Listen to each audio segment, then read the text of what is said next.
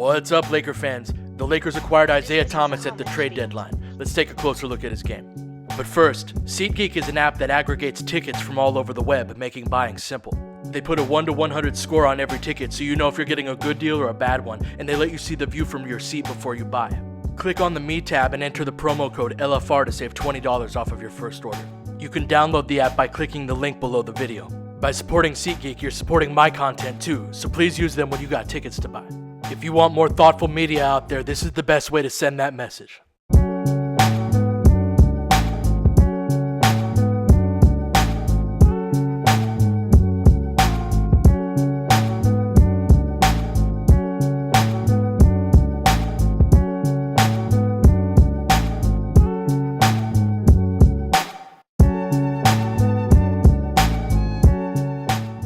The majority of Isaiah Thomas's offense in the half court is off of ball screens. He's coming off of a serious hip injury and he doesn't look fully recovered to me.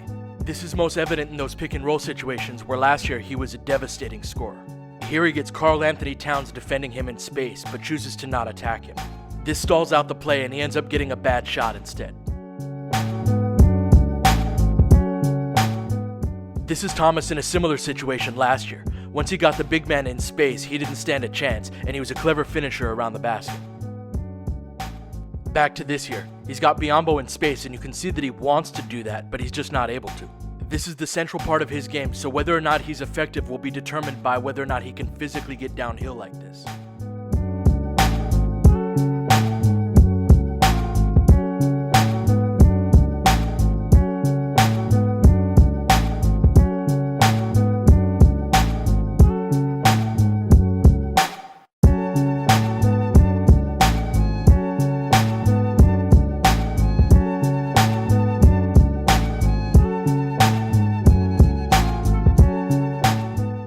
There have been a handful of times where he's flashed that ability this season, they've just been few and far between.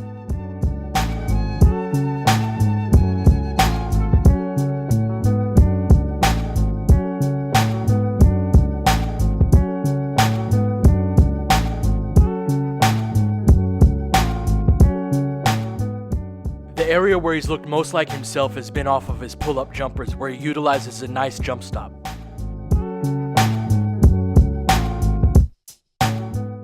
He's also able to shoot these pull-ups on threes, which helps to beat drop coverages on pick and rolls. The Lakers see a lot of this coverage, so that'll be helpful.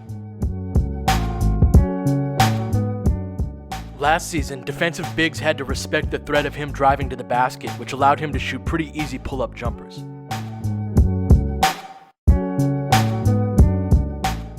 This season, he looks good on those when he's open, but he's having a more difficult time creating separation from those bigs. They simply aren't as afraid of his ability to blow by them.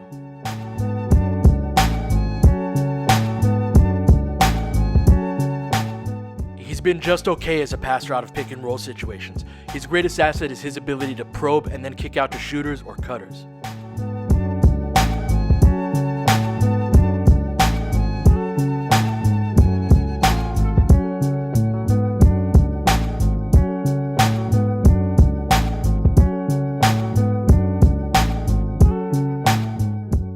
He also does a decent job of hitting the roll man.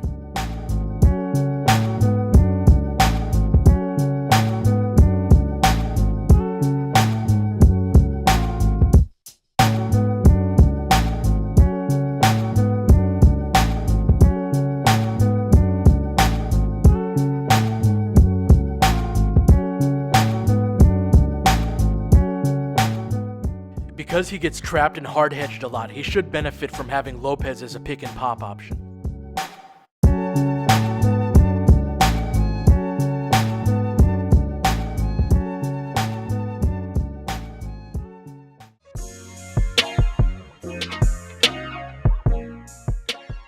While the ball screens with IT will likely be a big part of what we see from him, I'd like to see them utilize him in handoffs too. This helps him to create an advantage that he was having a hard time creating himself off of the dribble. Cleveland would often try to do this out of flex motion on a horn set. The Lakers run this too.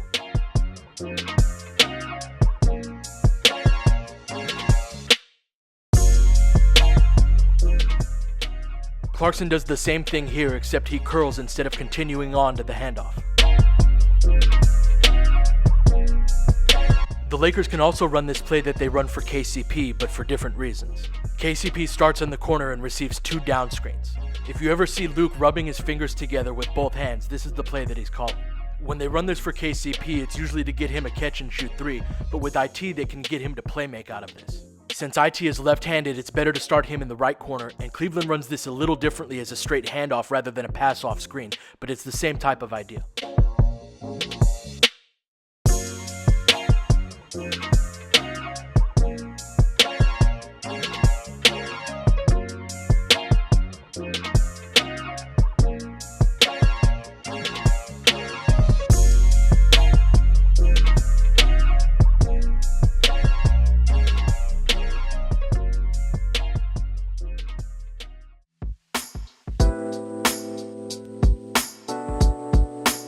Isaiah Thomas is a bad defender, and you probably knew that before watching this video, so I'm going to go about this a different way.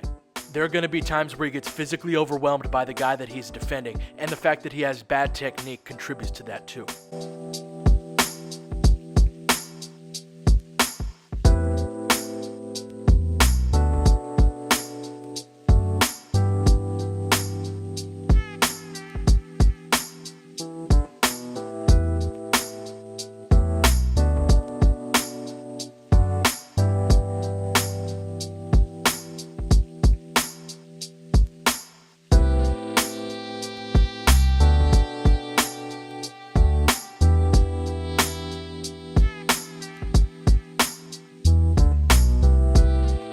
While that's obviously not ideal, there are many cases where there's not really much he can do about that. But there are too many other instances where he simply doesn't compete hard enough. This is my biggest concern with him. The identity of this Laker team has been a group of guys who scrap pretty much every night. These type of efforts don't fit in with that, so that'll need to be addressed if it continues. Maybe this is another place where his hip is limiting him, but I think it's fair to ask him to try harder than these.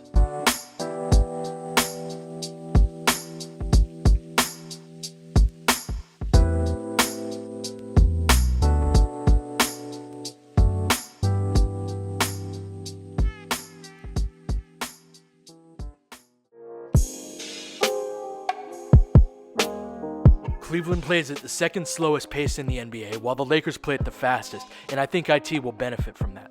He's a better passer than scorer in transition right now, but I think more opportunities in the open court will help him create the space that he's struggling to create in the half court.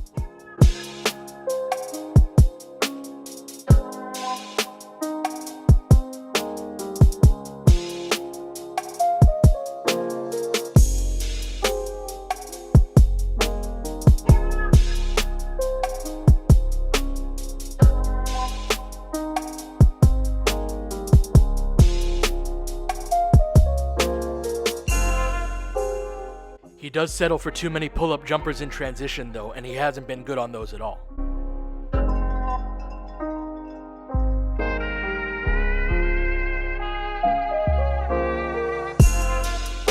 He's actually struggled mightily as a three-point shooter overall this season, another sign that points to difficulties physically.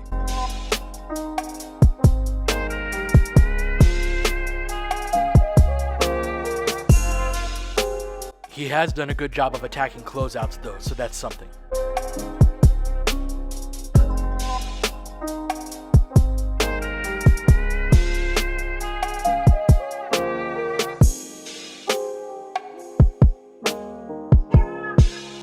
Similar to his pick and roll scoring, he was one of the best isolation scorers in the league last year, but that's fallen off quite a bit. The reasons are the same. He doesn't have the same downhill speed that he had last year, and he isn't able to accelerate and decelerate as well either. But one reason for optimism is that he's still able to beat bigs pretty well in switch situations. All in all, how Isaiah Thomas fits in with the Lakers has almost everything to do with how healthy he is. When he's right, he's one of the best pick and roll and isolation scorers in the NBA, which the Lakers desperately need, but he's been far from that this season. Alright, that'll do it for this one. As you may have heard, I'm doing this full time now. My goal is to create consistent and thoughtful content that helps you enjoy the Lakers on a deeper level. I'm very much dependent upon Laker fans to continue this work, so if you believe in what I do, please click on either the Venmo or Patreon link below and donate. Thanks so much guys, I'll catch you next time.